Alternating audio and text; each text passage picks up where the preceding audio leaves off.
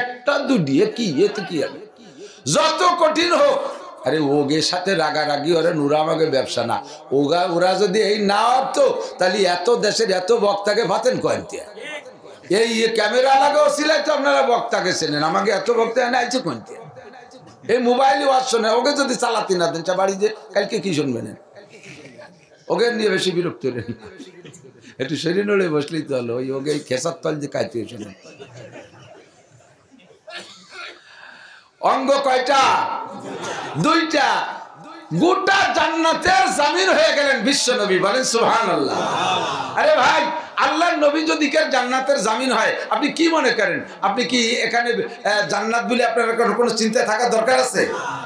তৎকালীন সমকালীন প্রেসিডেন্ট প্রধানমন্ত্রী যারা থাকে, তারা যদি কোনো যুবকের চাকরির দায়িত্ব নেয়, তাহলে তার চাকরি নিয়ে আর কোনো চিন্তা করা। আমাদের সেই সময়কার প্রধানমন্ত্রী শেখ হাসিনা টুঙ্গিপাড়া আইসা কৌতূহল যাচ্ছে যে সপ্তাহে উঠলাম, ভ্যানে তো উঠলাম না। এক ভ্যানার আইতে তো ভ্যান কার নিয়ে দিই, ভ্যানে উঠে টুর্না বাড়ির মধ্যে দিয়ে করছে, কয়েকদিন পর সে ভ্যানালার বিমান বাহিনীতে চাকরি হয়ে গেছে। তো প্রধানমন্ত্রীর সাথে সোয়া লাগলেও বিমান বাহিনীতে চাকরি হয়, ঠিক না? তো নবী পাক যদি জান্নাতের জামিন হয়, তাহলে আপনার আর কোনো চিন্তা আছে? আপনাকে 2,02,000,000 কথা বলে নাই, মাত্র দুইটি অঙ্গের কথা বলছে। কয়টা? এক নম্বরে মা বাইনা লাহিয়া, লেহিয়া মানে দাড়ি, আর লাহিয়া মানে মাড়ি। লেহিয়া মানে দাড়ি, আর লাহিয়া মানে মাড়ি। দুই মাড়ির মাঝখানে একটা নরম অঙ্গ, নাম কি? জিহ্বা। হাড় আছে নাকি? জিহ্বায় হাড় নাই কে? হাতের মধ্যে আড় আছে, সব জায়গায় আছে। কানেও কিন্তু আড় না, এটা বকরুম বকরুম পাবে, যে মলমলিয়ে আড়ও না, গোস্ত না, সব জায়গায় আড় আছে, জিহ্বে আড় নাই কে? কাজবারায় নরম গুপ্তান সুজাবে উস্তকা গুপ্ত গোয়েলা বলায় নিশ্চকারে আকেলা। জিহ্বের মধ্যে আড় দেয়নি আল্লাহ এর জন্য যে জিহ্বে যে কথা বলতে হবে, যাতে জিহ্বের মধ্যে আড় না দিয়ে জিহ্বের নরম রাখছি, নরম জিহ্বে দিয়ে নরম নরম কথা কবা, মিঠে মিঠে কথা কবা। ওর মধ্যে আড় দিলি শক্ত হয়ে যাচ্ছ, শক্ত শক্ত কথা। এই জন্য আল্লাহ খেয়াল দিয়ে জিহ্বের মধ্যে আড় দেয়নি, কিন্তু সেই নরম যে কি গরম। যারা তো সেনানিলা হাল তিয়ামু ওয়ালা ইয়ালতামু মা যারা হাল লিসানু। দাও দে কব দিলি কাটে যায়, সেলাই দে মলম দিলে সারিয়ে যায়। ছুরি দে কব দিলি কাটে যায়, সেলাই দে মলম দিলে মিশে যায়। জিহ্বে দে কব দিলি কাটে যায়, দুনিয়া সব কিছু ঢেলে দিলেও সেই দাগ মেটে না। এমন কথা একটা কইছে যে তুই যা ওরি চলি, তুই তোর এই কথা কিয়ামত তখন মনে পড়বে, তুই সামনে আসিস না, ঠিক কিনা? এই নরমের বিশাল গরম, দুইটা নরম, দুইটি অঙ্গে হাড় নাই, জিহ্বেও হাড় নাই, লজ্জাস্থানেও হাড় নাই। হুজুর কয় দুইটি অঙ্গ, এক নম্বরে দুই মাড়ির মাঝখানে নরম অঙ্গ জিহ্বা, দুই নম্বর হলো দুই রানের মাঝখানে নরম অঙ্গ সরঙ্গা। এই দুই নরমরে যদি তুমি নরম রাখতে পারো, দুই নরমরে গরম হতে দিবা না, এই দুই নরমরে যদি নরম রাখতে পারো, তাহলে আমি তোমার জান্নাতের জামিন হইয়া গেলাম। অকথ্য ভাষায় গালাগালি করিস না যুবক, একটা অকথ্য ভাষায় গালি দিলে 40 বছরের ইবাদত নষ্ট হয়ে যায়। কিছু বিল্লাহ কবেন না? কি বিল্লাহ? 40 বছর কয় যে এক বেলার ইবাদত নাই, নষ্ট হবে কি? 40 বছরের ইবাদতই করিনি, তো নষ্ট হতে তো কিছু তা লাগবে। তুমি তো ওই চিন্তা মনে হচ্ছে নষ্ট হওয়ার কিছু নাই, বিদায় কাজাবো ফাটার সাথে পাল্লাই দিয়ে। তুমি ওর কথা নিশ্চিন্তে বসে থেকো না। 40 বছরের ইবাদত নাই, নষ্ট হতে পারবে না। নষ্ট হলে যে পরিমাণ ক্ষতি হয়, সম পরিমাণ গুনাহ দিয়ে তোমার আমলনামা ভরে দেবে এক এক গালিতে। মালিকের কাছে ব্যবস্থা আছে না? নাই?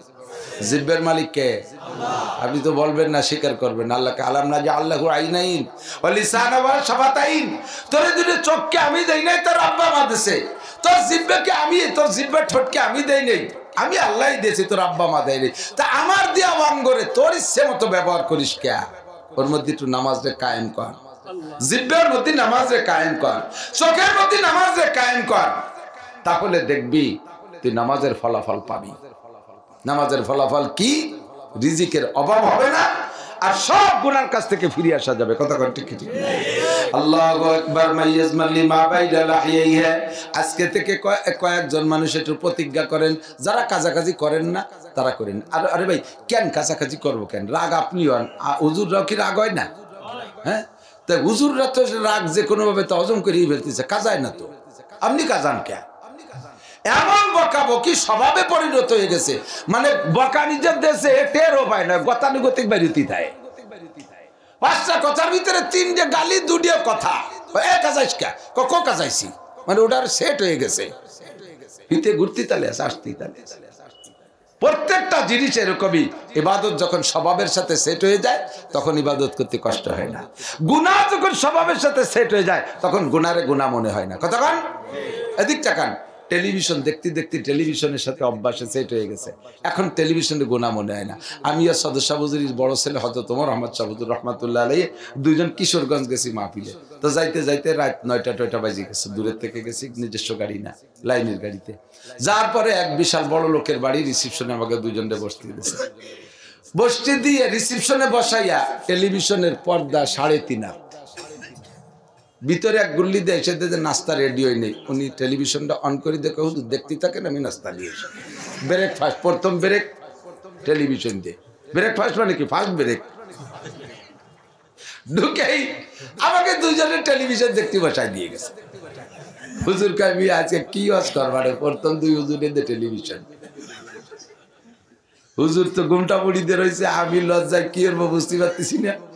তা তালা সালাতিও দিয়ে যাবে না, বন্ধ হতে দিয়ে যাবে না। পরে হুজুর কাছে যাদের নারী কোহানে ডুয়োন ও সেটা নিয়ে উঠে গেল, তো যে প্লাগ জারে ডুয়ে দিয়া ও সুইচ বুইচ চিনি না, ওইটা ধরে টানি গুলিয়ে লাগিয়েছে। বাড়িওয়ালা তো দেখতে দেখতে তার স্বভাবের সাথে সেট হয়ে গেছে। টেলিভিশনে যে গুনাহ এটা সে মনে করে না, মনে করে আমরা যেমন দেখি হুজুর ওইরকম দেহ। ওর বন্ধু বান্ধবদেরকে আনি ওইরকম ব্রেক করায়, ওই জায়গা আমাকে দিয়ে ব্রেক করাইছে।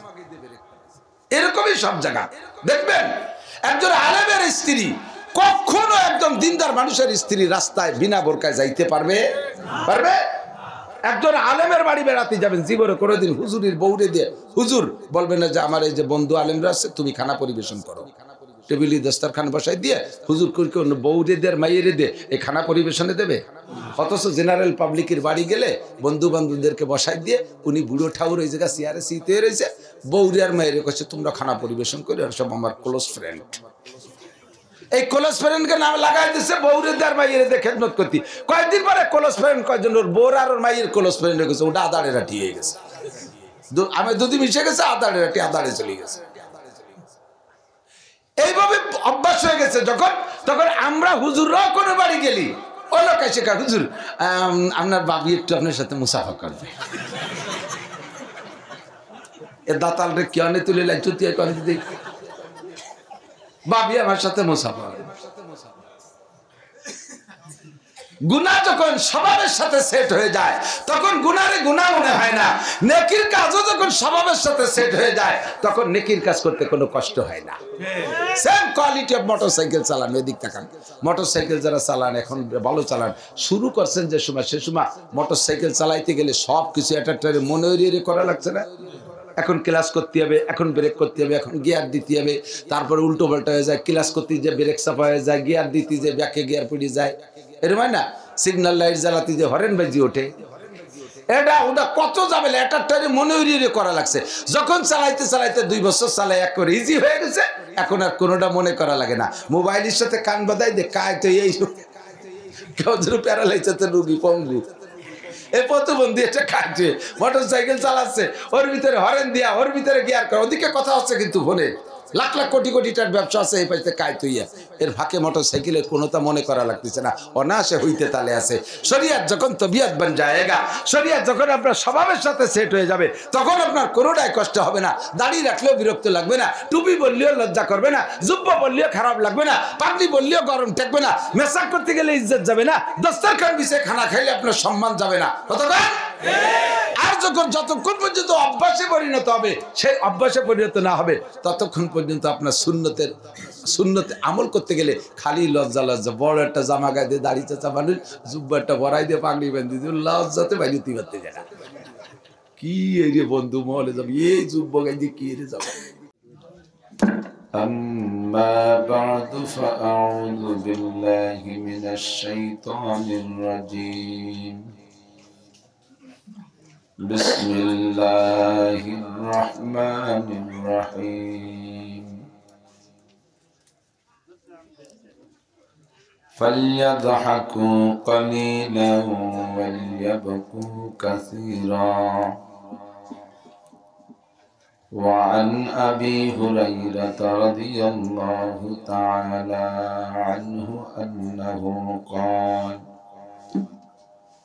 قال رسول الله صلى الله عليه وسلم من يأخذ مني 5 خصال فيعمل بهن أو يعلم من يعمل بهن.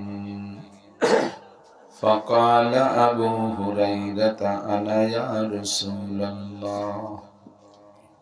فأخذ بيدي فعدهن فيها فقال اتق المحارم تكن أعبد الناس وارض بما قسم الله لك تكن أغنى الناس وأحسن إلى جارك تكن مؤمنا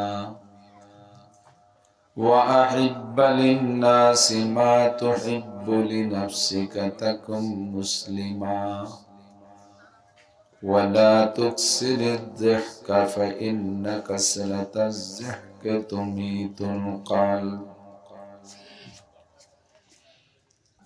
أو كما قال عليه الصلاة والسلام.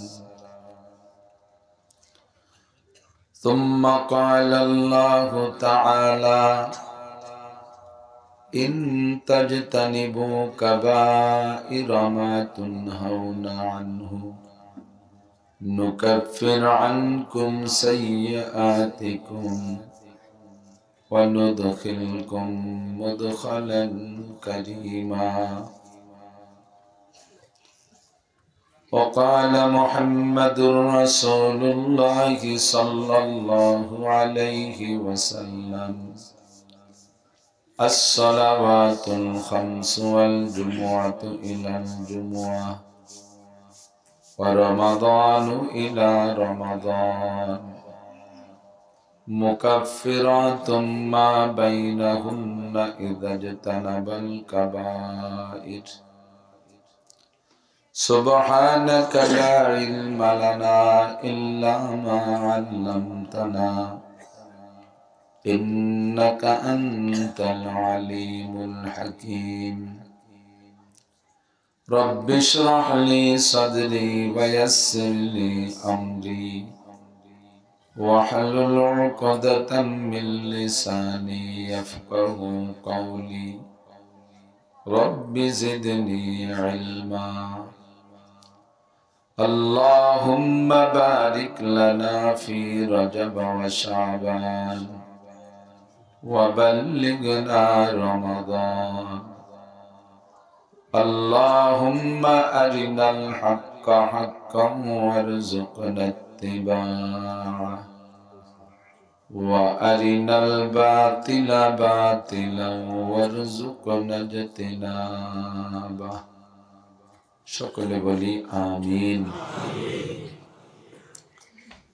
একটু দরুদ শরীফ পড়ি নেই। আল্লাহুম্মা সাল্লি আলা মুহাম্মাদিন ওয়া আলা আলি মুহাম্মাদ কামা সাল্লাইতা আলা ইব্রাহিম ওয়া আলা আলি ইব্রাহিম ইন্নাকা হামিদুম মাজিদ।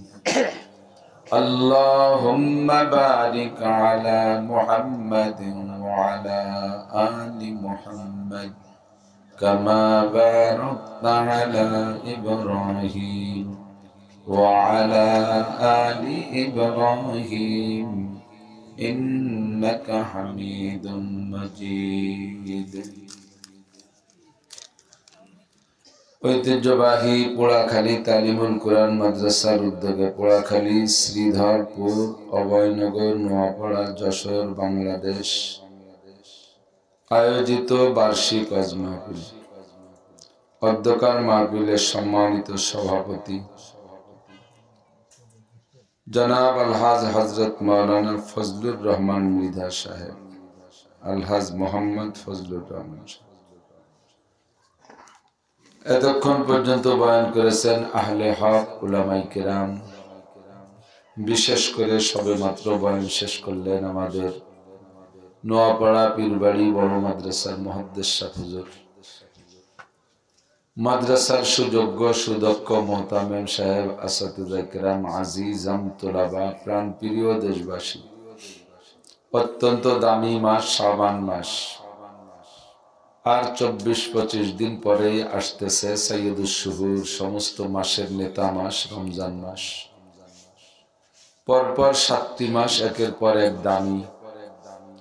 রজব মাস কেন দামি হুজুর বলেছেন, আমি এসে আংশিক শুনেছি। হুজুর আলাইহিস সালাতু ওয়াস সালামের মেরাজ এবং মুসলমানদের জন্য 5 ওয়াক্ত নামাজ ও মাসেই আল্লাহ পাক রব্বুল আলামিন আমাদের জন্য পাঠিয়েছিলেন, এবং হুজুরকে সামনে বসায়া সূরা বাকারার শেষ 2 আয়াত ওখানে বসে শিখাই দিয়েছিলেন। চলতি মাসটা দামি আমাদের আহলে সুন্নাত ওয়াল জামাতের আকীদা অনুযায়ী 15ই শাবান 14ই শাবান দিবাগত রাত একটা বড় ইবাদতের রাত। অনেক ফাজাইল ও বারাকাত সে রাত্রে শুনেছেন, আরো শুনবেন আইম্মায়ে মাসাজিদদের মাধ্যমে। এ কারণে মাসটা দামি। রমজান মাসের দামের তো প্রকাশ কি বলা হয়, বর্ণনা দেওয়া প্রয়োজন রাখে না। শাহরু রমাদান আল্লাযী উনজিলা ফীহিল কুরআন, ও মাসে আল্লাহ তাআলা কুরআনে কারীম নাজিল করে মাসকে দামি করেছেন। লাইলাতুল কদর খায়রুম মিন আলফি শাহর, ও মাসের একটি রাত 1000 মাসের চাইতেও বেশি দামি। এ কারণে রমজান মাস দামি। পরে 3 মাস আশহুরুল হজ সালাসা, হজের মাস 3টা, শাওয়াল, জিলকদ, জিলহজ, হজ উপলক্ষে 3 মাস। হজের জন্য এই 3 মাস দামি। এরপরে আবার আরবি নববর্ষের প্রথম মাস মুহররম মাস, যার 10 তারিখটা অত্যন্ত ইম্পর্টেন্ট। যে 10 তারিখের জন্য আল্লাহ তাআলা কুদরতি কলমে আগের থেকে 117টা ঘটনা ঘটাবেন বলে লিখে রেখেছেন, যার অনেকগুলো ঘটে গেছে, আরো কিছু বাকি আছে। শেষ ঘটনা ঘটবে মুহররমের 10 তারিখে, দুনিয়াটা ধ্বংস হয়ে কিয়ামত হয়ে যাবে।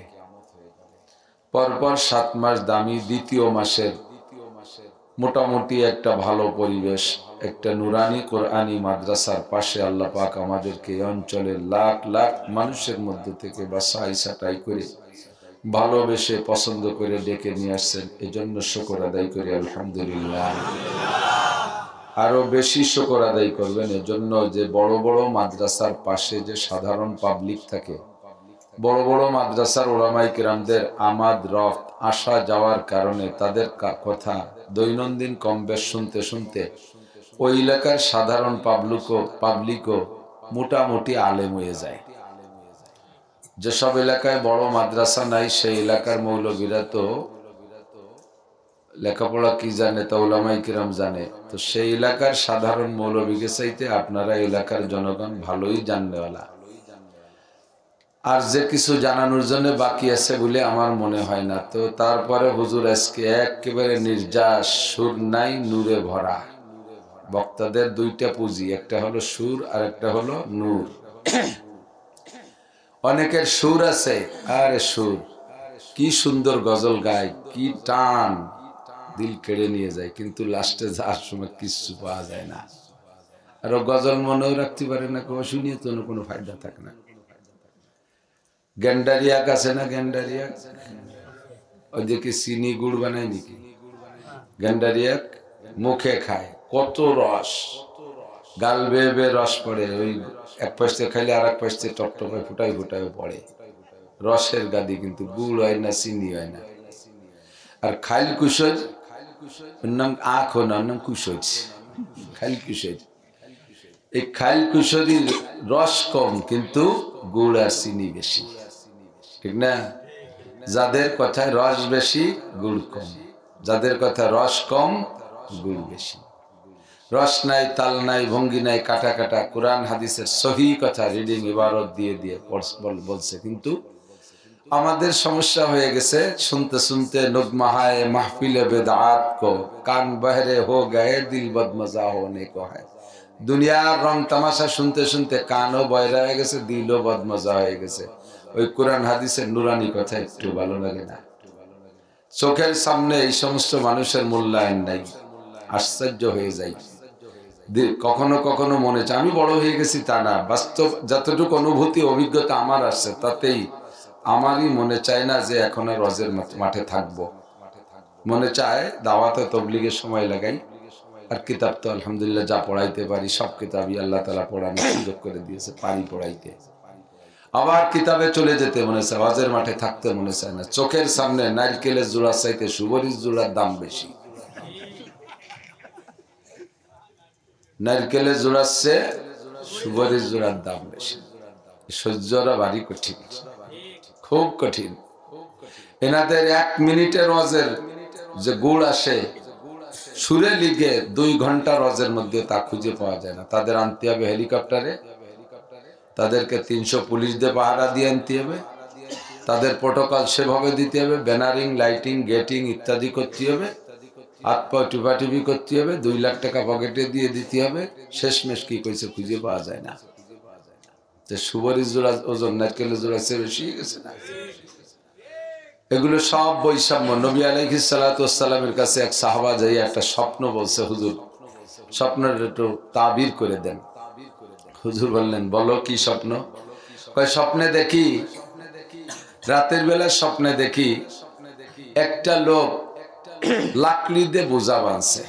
লাকড়ি কয় তো চলা, আমাদের কাষ্ঠ চলা বলে, তো চলা লাকড়ি কাষ্ঠ দিয়ে বোঝা বাঁধছে। যা সে বোঝা বাঁধছে, বোঝা একা ঠেলে মাথায় উঠাতে পারতেছে না। তো আমি পাশতে যাচ্ছি, আমার কাছে সাহায্য চাইল যে ভাই আমার বোঝাটা একটু উঠাই দেন। তা আমি যাইয়ে 2 জনে ঠেলা ঠেলি ধাক্কা ধাক্কি করলাম, পারলাম না। আঁটু পর্যন্ত উঠোই পরে তা ছুটি উড়ে যায়। তা এখন উচিত কি হবে? দড়ি খুলে সাইডে কমাতে হবে না, যদি বোঝার মাথায় উঠাতে হয়। তো দড়ি খুলছে, কিন্তু ওইতে সাইডে না কমাইয়ে পাশে আরো চলা ছিল, সেইতে এক পাজা দিয়েছে। তখন তো আমার মিজাজ গরম হয়ে গেছে, স্বপ্নেই মিজাজ গরম হয়ে গেছে। বললাম, বেটা যা ছিল তাই পারি না, ফিরে আবার আর এক পাজা দিলি কেন? ও আমারে ধমক দেখে, আমার বোঝা আমি যা খুশি তাই করবো, চোখ রাঙ্গাবা না। আমার বোঝা আমি যা খুশি তাই করবো, চোখ রাঙ্গাবা না। তখন ও আশ্চর্য হচ্ছে, এরকম তো দেখিনি। এভাবে চলে গেলাম, ওর বোঝা পরে ঠেলা ঠেলি উঠতে পারলাম না, ফেলাই চলে গেলাম। কদ্দূর যে দেখি একটা পাখি ময়লার ভিতরে বসা। শহরের সারা শহরের ময়লা ফেলে এক জায়গা ডাস্টবিন, এই ডাস্টবিনের ভিতরে একটা পাখি পায়খানার ভিতরে বসা,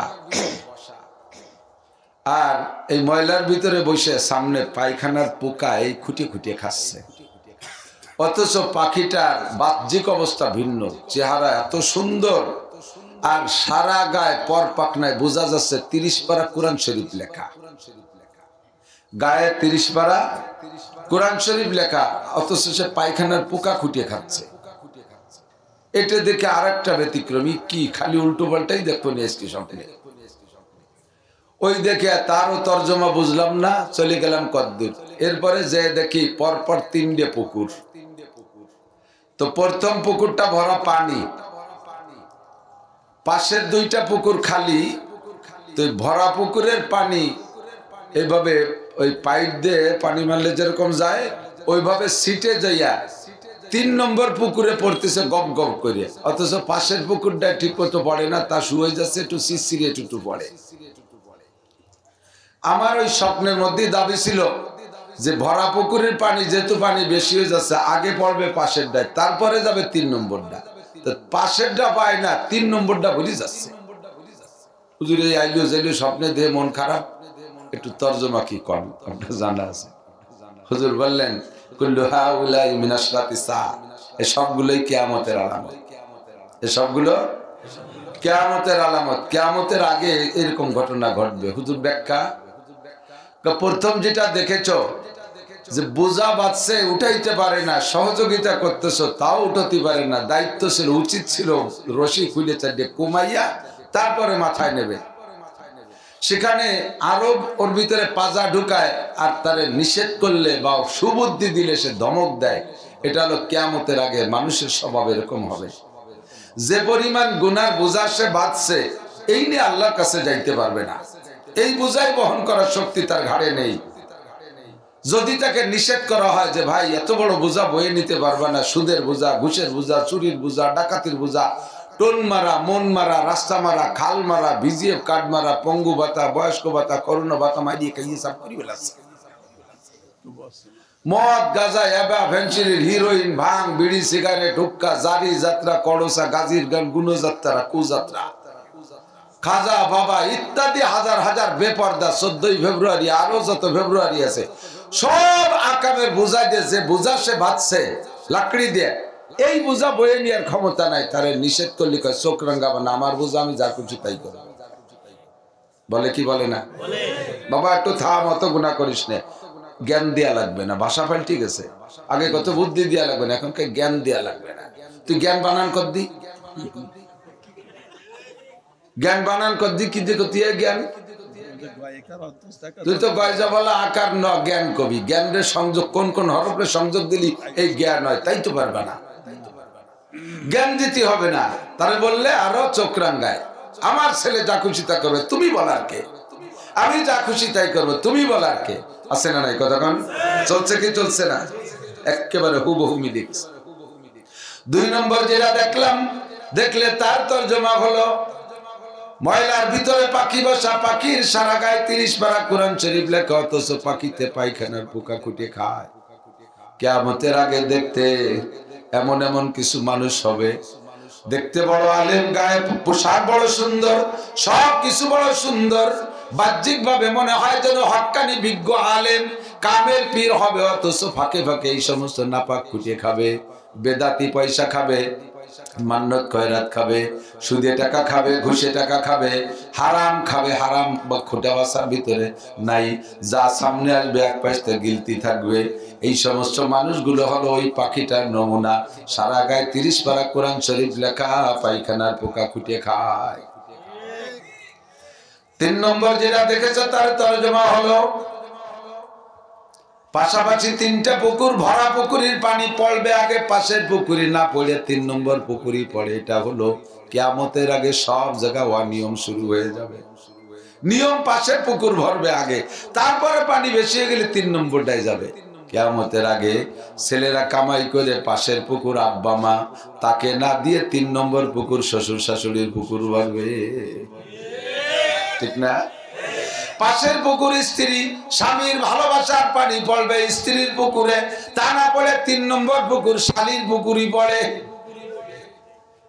পাশের পুকুর স্ত্রী, স্ত্রীকে ভালোবাসে না, ভালোবাসে যে বাবিরে, কতক্ষণ? পাশের পুকুর ভাই, ভাই না খেয়ে মরে, শালারে দালান বানাই দেয়। ভাইরা কিসেন বেঁচে বেড়ায়, শালারে 5 লাখ টাকা দিয়ে সৌদি আরব পাঠায় দেয়, পাশের পুকুর খালি 3 নম্বর পুকুর ভরে যায়। সব অনিয়ম। নারকেলের জোড়ার চাইতে সুপারির জোড়ার দাম বেশি হয়ে যায়, সব এই অনিয়মের মধ্যে, ঠিক না? এজন্য ভয় লাগে বেশি। আগে বড় দামি দামি মানুষ হাতে গড়ি দেখতেন, ঠিক না? যখন গড়ি এক সাইডে জাইলিয়ে জিয়ানি ঋষি মুসি নাপিত দুবা কামার কুমার চন্দ্রকান মনকার সবাই হাতে যখন গড়ি, বড় লোকরা গড়ি খুলে দিছে, ও আর হাতে দেওয়া যায় না, ঠিক না? যখন পাঙ্কু পুঙ্কুরা স্টেজে উঠার আগে বাড়ির থেকে 80,000 টাকা আগে নিয়ে নেয়, সেই মুহূর্তে মৌলানা তল্হা সাহেব স্টেজে আসতে পারে না, হয় না, ওখানে যাওয়া যায় না, বড়রা সব মাইনে হয়ে যাচ্ছে। দোয়া করেন আল্লাহ তাআলা যেন এই মাহফিলগুলোকে নুরানি সাজে, নুরানি সাচে সাজানোর তৌফিক দান করে, বলেন আমিন। আর এর জন্য মাদারেসে কওমি একান্ত জরুরি। কওমি মাদ্রাসার পাশে যতটুকু ভালো আছে, আশেপাশে তো জান না, আমি তো সারা বাংলাদেশ ঘুরি, কত যে অনিয়ম দেখি, সেবা নিয়ম আপনাকে কাছে কইলে মনে করেন যে জায়গায় বসে বসে পাও কথা বানায়, বানানি পাও কথা না, এগুলো সব চোখের সামনে দেখি। যে দেখি এক জায়গা মসজিদের পাশে গেট, কলা গাছ দিয়ে সুন্দর করে গেট বানাইছে, গেটে লেখা হালকাতা, হালখাতা। আমি যাচ্ছি, আমি বলি মসজিদের ভিতরে কিটা দোকান দেয় যে এরকম জায়গা গেটে হালখাতা? পরে কয় যে না, দোকান নাই, হুজুরির বেতন বাড়ি পড়ছে, তাই উঠোনের জন্য হালখাতা দিছে।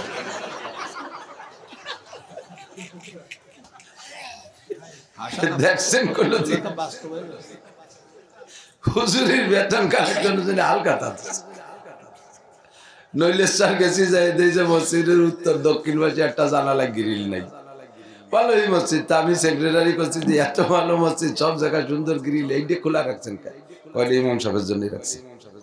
কে ইমাম সাহেবটি কি করবে? কয়তো বেতন বাই পড়লে পরে মাইক ট্যাক চুরি রেনি চুরি যেতে পারে না, এই পেছতে দুটো খোলা রাখছে, গ্রিল দিলি বাইরে তুই পারবে না সেই জন্য। এই যে যে দুনিয়ায় তন হামাশো দাগ দাগ পুম্বা কুজা কুজারে হাম এক দিলে মান সদা রেজু দিলবা কুজা কুজারে হাম, সারা গা ক্ষত বিক্ষত ঔষধ দেব কোন জায়গায়? বড় বড় ওলামায়ে কেরাম এসছে যে হুজুর তো আমার উস্তাদদের সাথী, হুজুর আমার চেয়ে অনেক সিনিয়র, আমার উস্তাদদের সাথে হুজুরের কাছে পড়তে সুযোগ, আমার সাথীরা পড়ছে, মাওলানা মিরাজ হুজুরের ছাত্র হুজুরের কাছে পড়ছে, সে আর আমি এক ক্লাস ফ্রেন্ড। মাওলানা আতাউর রহমান মাদ্রাসার মুহাদ্দিস, আমরা একসাথে হুজুরের ছাত্র, হুজুর আমার উস্তাদদের সাথী। কাজেই হুজুরের সামনে বলতে গেলে হিসাব নিকাশ করে বলা লাগবে। মুহাদ্দিসিনে কিরাম জানে হাদিসের কিতাব এবং ফিকার কিতাবের একটা তরতিব আছে, লেখার একটা সিরিয়াল আছে। কষ্ট হচ্ছে আপনাদের? কিতাব লেখার তরতিব সিরিয়াল হলো, শৃঙ্খলা হলো, সাজ কেমন। আগে এক এক কিতাবের এক এক মুসান্নিফিনদের এক এক তরজ। কেউ হাদিসের কিতাব লিখতে গেলে কেউ ওহির বর্ণনাটা আগে আনছে, তারপরে কিতাবুল ঈমান, তারপরে কিতাবুল ইলম, এরপরে কিতাবুত তাহারাত, এরপরে কিতাবুস সালাত। আমি কিতাব কিতাব করে বলতেছি আর আরবি বলতে টের পাচ্ছে না। প্রথম ঈমান সংক্রান্ত আলোচনা ইমাম বুখারী আনছে কিতাবু কাইফা কানা বাদুল ওহী। ওহির মাধ্যমে যেহেতু সারা দুনিয়া এলেম আসছে, এই জন্য ওহিটা হুজুরের কাছে কিভাবে আসতো উনি সেটা দিয়ে শুরু করছেন বুখারী শরীফ। অন্যান্য কিতাবের মধ্যে কিতাবুল ঈমান আগে আসছে, যেহেতু মানুষ ওহিকে বিশ্বাস না করলে তারপরে ওহির মধ্যে কি আছে তা তো আত্মাদের দরকার নেই, আগে তো ওহিরে বিশ্বাস করতে হবে, ঈমান ঠিক করতে হবে। এই জন্য কিতাব ঈমানের অধ্যায় আগে আনছে। ঈমান আনার পরে তারপরে ইবাদতের দিকে ঢোকার আগে লাগবে পবিত্রতা। কি লাগবে? আত-তাহুরু শাতরুল ঈমান। পবিত্রতা ঈমানের অর্ধেক অঙ্গ, না খালি অর্ধেক। তো ঈমানের পরে পবিত্রতা লাগবে। এই পবিত্রতা অর্জনের পরে ইবাদত শুরু হলো। ইবাদতের মধ্যে সর্বশ্রেষ্ঠ ইবাদত কোনটা? আউয়ালু মা ইউহাসাবু বিহিল আবদু ইয়াউমাল কিয়ামাতিস সালাহ, খামসু সালাওয়াতিন ইফতারাজাকুন্নাল্লাহ, আকিমিস সালাতা তারাফাইন নাহারি ওয়া যুলাফাম মিনাল লাইল, ইন্নাল হাসানাতি ইউযহিবনাস সাইয়্যাআত, যালিকা যিকরা লিয-যাকিরিন, মান হাফাযা আলাস সালাওয়াত। প্রচুর হাদিস আসছে নামাজের পক্ষে। সর্বশ্রেষ্ঠ কথা হলো কিয়ামতের ময়দানে মুমিন আর কাফের ভাগ করার পরে কাফেরদেরকে বিনা হিসাবে জাহান্নামী, ফি নারি জাহান্নামা খালিদিনা ফিহা আবাদা। একজন কাফেরের কাছে নামাজ জিজ্ঞেস করা হবে না, রোজা জিজ্ঞেস করা হবে না, কোন শরীয়তের বিধিবিধান জিজ্ঞাসা করা হবে না। দুনিয়ায় যত ভালো কাজ করেছে কাফেররা, এর প্রতিদান দুনিয়ায় পাওয়া হয়ে গেছে, পরকালে তারা কিছুই পাবে না। আল্লাহ নিজেই বলেন, মান কানা ইউরিদু হাসাত দুনিয়া নুতিহি মিনহা ওয়া মা লাহু ফিল আখিরাতি মিন নাসিব। যারা দুনিয়াকে প্রাধান্য দিয়ে দুনিয়ায় সবকিছু করেছে, তাদেরকে দুনিয়া আমি দিয়েছি, ওয়া মা লাহু ফিল আখিরাতি মিন নাসিব, আখিরাতে কিছুই পাবে না। কাফেররা বিনা হিসাবে জাহান্নামী। ওদের কাছে নামাজ রোজা হজ যাকাত পর্দা পশিদা হালাল হারাম কিছু জিজ্ঞাসা করা হবে না। থাকলো ডান পাশে মোমেনরা, এই মোমেনদের মধ্য থেকে কয়েকটা গ্রুপকে আল্লাহ বিনা হিসাবে জান্নাতে পাঠাইয়া দিবে। এরপরে একটা দল মোমেনদের মধ্যে থাকবে কলেমা পড়া কিন্তু বিনা হিসাবে জান্নাতে যার যোগ্য না। এরা মুযাবযাবিনা বাইনা যালিকা, লা ইলাহা উলাই ওয়া লা ইলাহা উলাই। দোমুখী মুসলমান, দোমুখী মোমেন। দুর্গা পূজা পাইলে সে জায়গাও যায়, আবার মাহফিল পাশে মাহফিল হইলে সে জায়গাও আসে। শুক্রবার একটু মসজিদেও যায়, আবার হিন্দুকে মন্দিরে একটু যায়। আল্লাহু আকবার। ওয়াজের মাহফিলেও যায়, জারি যাত্রা কলসা গাজীর গান গুণযাত্রা পাইলে সে জায়গা একটু যায়। বিশ্ব ইজতেমায়ও যায়, আবার গোপালগঞ্জের কাশিয়ানি উড়াকান্দি ঠাউর বাড়ি একটু যায়। ওই জায়গাটা ইজতেমা হিন্দুকে বলে। ওই যে গতবার আইছো মোদি জুমো পড়িয়ে গেল, শুক্রবারে আইছিল, তাই তুই ভাবছি জুমো করতে গেছে। মুযাবযাবিনা বাইনা যালিকা, লা ইলাহা উলাই ওয়া লা ইলাহা উলাই। পাক্কা ডানপন্থীও না, পাক্কা বামপন্থীও না, দোমুখী দোমুখী ভাব। কলেমা পড়েছে লা ইলাহা ইল্লাল্লাহ মুহাম্মাদুর রাসূলুল্লাহ। এই কলেমার বদৌলতে জান্নাতে যাবে, কিন্তু অনেক শরীয়তের অনেক বিধান বাদ দিয়েছে, হারাম অনেক কাম করছে। এদেরকে নিয়ে আল্লাহ হিসাবে বসবে, বিচারে বসবে। বিচারের কাঠগড়ায় তৃতীয় পক্ষ দাঁড়াবে। সূরা ওয়াকিয়ার ভিতরে আসহাবুল মাইমানা মা আসহাবুল মাইমানা ওয়া আসহাবুল মাশআমা মা আসহাবুল মাশআমা। একদল ডানপন্থী, একদল বামপন্থী চলে গেল, আর একদল থাকবে মুযাবযাবিন বাইনা যালিকা, দুই দলের মাঝামাঝি। এদেরকে নিয়ে প্রথম যে জিজ্ঞাসাটা হবে সেটা হলো নামাজ। কথা কয় না? কি বলেন? আসতে কন শুনতে শুনতে আর কত নামাজ শুনবো, আর হাঁপাই গেলাম। নামাজের কথা দৈরি সব হুজুর নামাজের কথা কয়। আরে মিয়া, নামাজের কথা তো এজন্যই কই, যত রোগ আছে সব রোগের একটা চিকিৎসা, সেটা হলো নামাজ।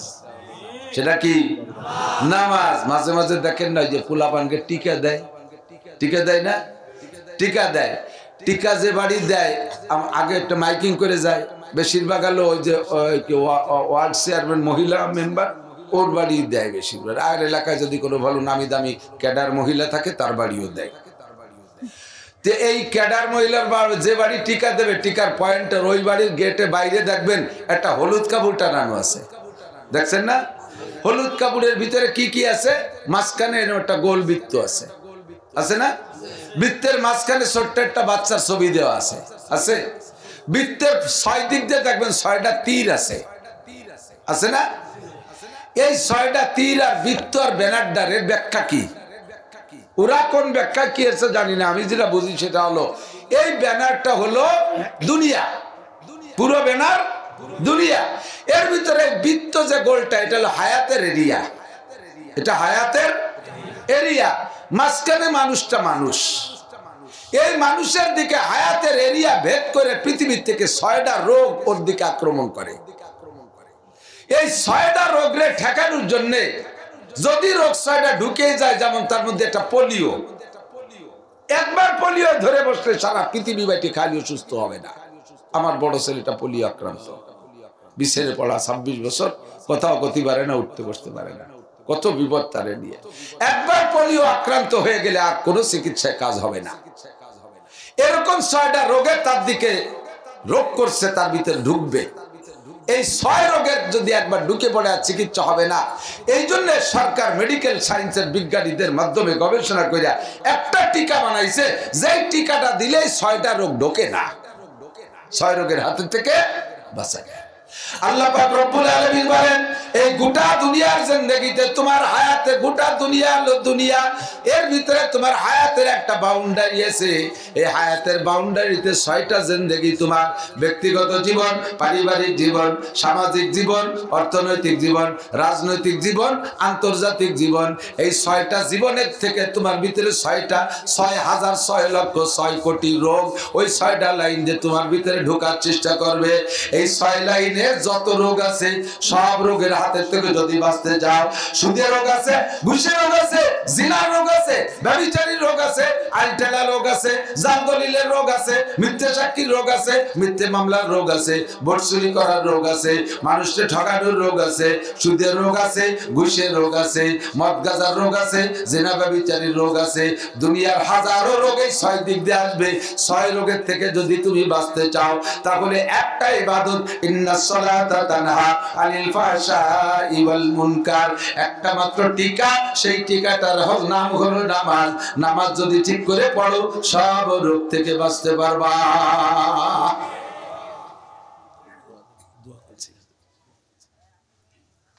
ঠিক কিনা?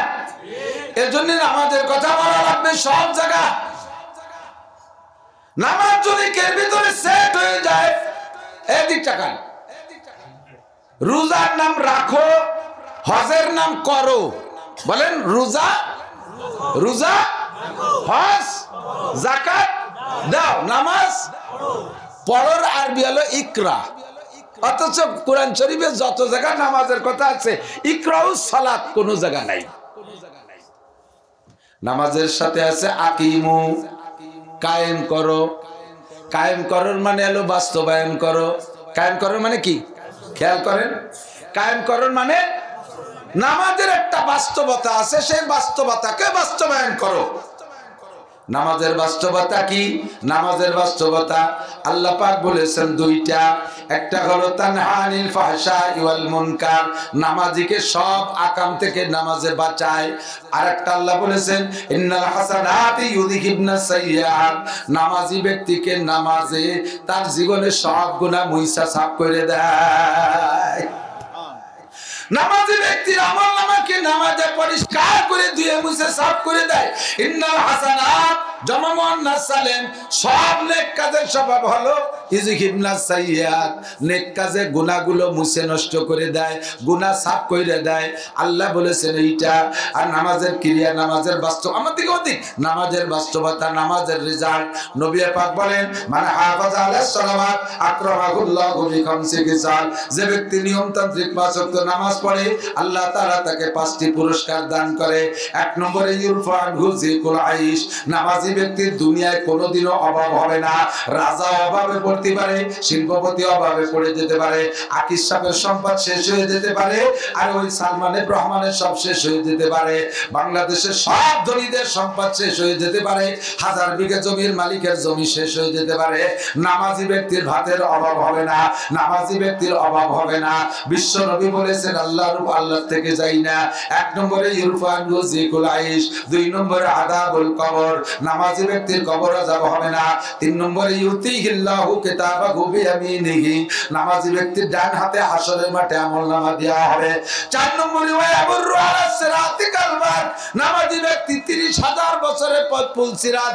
আরে বন্ধু, জীবন ভরে শুনেছেন, একটু অন্তর দিয়ে শুনেন, চুলের চাইতে চিকন আর হীরার চাইতে ধার, ধরার জন্য কোনো বাস নাই। পায়ের নিচেরটা দুর্বল হলে, ধর্নাটা শক্ত হলে কোনো মতে ঝুলতে ঝুলতে হলেও পাশে চলে যেতে পারবো। ওদিকে ধর্না বলতে কিছু নাই। পায়ের নিচে চুলের চাইতে চিকন, হীরার চাইতে ধার, 30,000 বছরের পথ বলছিলাম। এই নামাজি ব্যক্তি বিদ্যুৎ গতিতে পার হয়ে চলে যাবে। পুলসিরাত পার হওয়ার পরে বিশাল ফাঁকা মাঠ, বেশটা খুঁজে পাচ্ছেন না, আপনার বেশটা কোন দিক রাস্তাঘাট পাচ্ছেন না, ও জায়গা করে ট্রাফিক লাইটে তার কাছে শুনে যাবেন। এমন দুশ্চিন্তায় পড়া লাগবে না। নবী পাক বলেন ওয়ায়াদখুলুল জান্নাতা বিগাইরি হিসাব, নামাজি ব্যক্তি বিনা হিসাবে জান্নাতি।